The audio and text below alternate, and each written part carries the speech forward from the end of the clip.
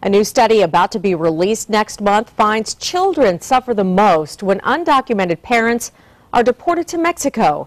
The study by the Institute for Women and Migration finds children are vulnerable to depression and anxiety when one or even both parents are undocumented. News 4's Randy Escamilla is live with more on this story downtown. Randy.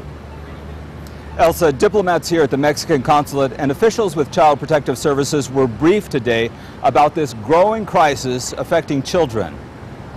At least 11 million undocumented Mexican immigrants live in the United States, and just about every day in San Antonio, little children are separated from families when their parents are sent back to Mexico. There are a lot of detrimental impacts to children living in fear of deportation.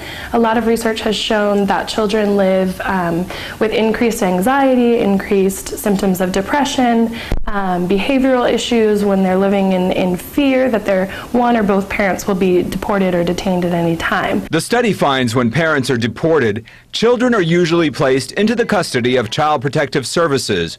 Mothers, the study finds, will do just about anything and risk their lives just to get back with their children. One woman that we've interviewed was apprehended 6 times trying to come back into the U.S., was kidnapped in the desert, was lost in the desert in her many attempts to try to reunify with her children. CPS officials and Mexican diplomats were urged to help children when their undocumented parents are deported to Mexico. If we're talking about devaluing children who are children of immigrants, just because their parents are unauthorized, and treating them as lesser citizens or lesser members of society, we're impacting future generations of people who will be contributing to society.